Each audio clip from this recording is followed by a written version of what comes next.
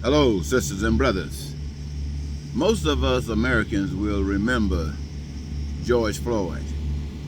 I mean, there was something that happened to George Floyd in Minneapolis, Minnesota, that was videotaped and passed across the world, and the world took issue with it. The world said it was wrong, it was not only embarrassing, it was disgusting, and it was evil.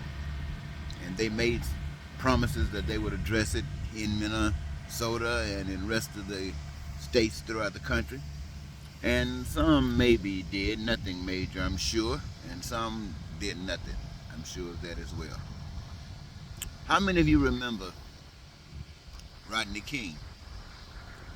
Well, Rodney King wasn't killed, but I'm sure he was beat within inches of his life. If you just watch the beating that he was given by cops, just beaten, the cameras recording, and it's viewed by the world. I'm sure they said the same thing about Rodney King that they said about George Floyd, but maybe a little bit more serious since George Floyd died. But there was one quote that Rodney King has associated with his name, and it had to do with, I believe the quote was, "Can't we just get along? Can't we just get along?" You got me, a black man, I can see him saying. And you got these cops, white cops. You got me out here going through life the way I have to go through life. What I do is where this system and my living in it has brought me. And you don't like where I'm at, and you know I probably don't as well. But the only thing that I have to resort to is what I resort to, and you have nothing to resort to but what you resort to. That seems like a system that's off balance. Can't we just get along? You think someone would be able to come up with an answer? I think there's an answer, an obvious answer. It's so obvious that people overlook it. And that is this. We are on an earth. We are here as human beings. Some power made us the way we are made and set up the systems within us to keep us. And we have to honor those systems. If we don't, we will die. We won't be able to maintain this body. And if we don't maintain this body, again, we will die. This earth that we're living on.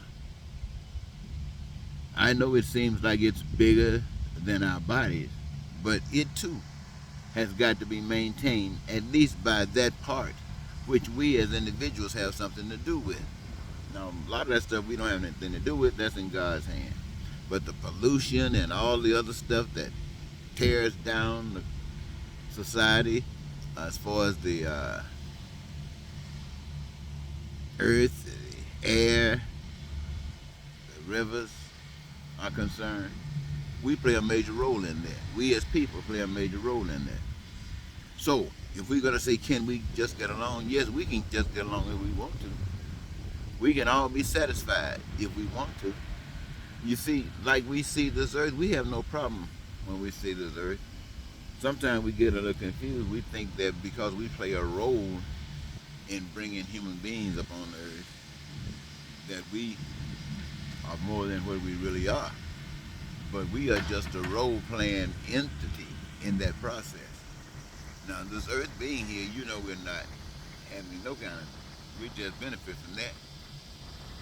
And just like the organs in our bodies that serve this body well when we don't interrupt, the things on this earth are here to serve we, the people, well. All of the resources that's needed to do anything that we would ever do are already here. Now, to make a long story short, because I say this on every video I post mostly, is here's the key. Here's the secret. Everybody get a job. This is how you solve our problem in America. Everybody get a job. Whoa. darkening out. I don't know what's happening. So what I'm saying is everybody get a job. Everybody get a job. You are here on this earth and you need certain things on this earth to keep living on this earth. You need it. So everybody get a job. Now we have to keep in mind that babies can't get a job. So there are those who take care of the babies. Could be a mother, could be some nursing facility. I specifically think the best one would be the mother. That would be her job, to raise her children like she wants her children raised during this period of time when they are growing up, teaching them how to, when to, and all of those special things. But when you don't have any kids, you got a job. It might be just cleaning the house if that's what you want to do, but you got a job. It might just be planting flowers if that's what you want to do, but you got a job. And everybody, when these boys get out, when you go to school to learn to be the best that you can be, because education is beneficial. And that's not my saying, that's our saying. You go to school, you get your education. If you need a great education to do the great things you want to do, then you get the great education. It don't cost you a thing, because you got people who come here on this earth to do nothing but teach, to learn and teach. And they are doing excellent jobs in these institutions of higher learning of the future. Not what we're doing now, but what I'm telling you about. They are excellent. And you are in a subject matter that gives you your greatest joy. So you're an excellent student, and you guys are learning, and you're coming out of there, and you're engaging yourselves in the fields that you're in. Hey, you're just partying, ladies and gentlemen. Every day is a party. When you go to school, it's a party because you want to be there. When you're not in school, you're doing something else that you want to do. You're not haggling, you're not fussing, you're not fighting, you're not pissed. Nah, you are living. And so you got a job. Everybody got a job. And let me tell you what those jobs are about. They can be about any and all things, but to consider the things that we already know that they are about. What are those jobs about?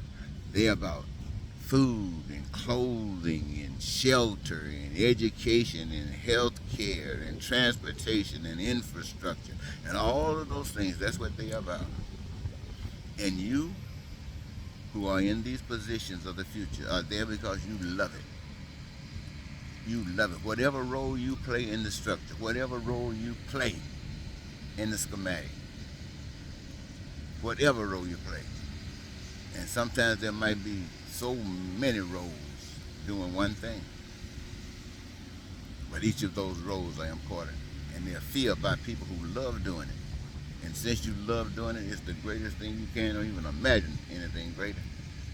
But what you're doing is making stuff that the people on the earth won't ever have to suffer for nothing. And they are all playing parts. So you're not mad with them, because they put their hand to the plow just like you did. Everybody put their hand to the plow doing what they love doing. And this is the finished product. Everybody got what they want. Everybody got what they need. Everybody got what they desire. And they didn't need a boss. Their boss was the invisible power. And that government was a decision that we're going to do the best we as human beings can do to live today here on this earth as if we're in heaven, making sure that all the things we need, want, and desire we can do, and eliminating it will not allow pain and suffering to exist. So that takes care of the whole ball game as far as I see it. And so when I every day come out here trying to take a moment every day, trying to find a different way I can say what I say, that maybe it might help you when it didn't help you yesterday. Well, so now you got a world, you got a society, you got dreams and aspirations, and you're living them. You have cornered to know the truth, and you're living by the truth.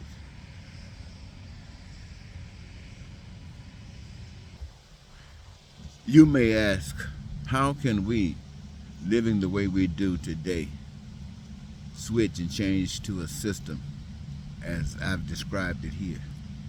Simple matter. Talk, get together, decide, plan it. And the day you plan to flip the switch because the sun went down, this is the day you flip the switch because the sun is beginning to shine. It's already mapped out. And that's how you do it. And when you sit back in your rocking chair, if you ever hang around that long, and you can remember that quote, can't we just get along? And now that we recognize that you as an individual is important, very important, the world can't make it without you. And that means every last one of you. We can't make it without you. And what you came here to bring to the table is exactly what we need at the table. And you, my friends, come here to exercise that at the table. And then in the what you might want to call the workplace. And your reward for it is not just peace and prosperity. It's not just having your needs, your wants, and your desires, but it's a satisfied life. It's joy. It's happiness. It's love. And you want for nothing. I offer this to America because this is what the spirit of life is saying to me is the best. I don't even believe there's anyone that can describe living on earth any better than that. Not a black person. I'm sure there is. Not a white person. I'm sure there is. Where are you? Where are you, black person, white person, that can describe a heavenliness for the human race on earth that's more divine than what I've just described?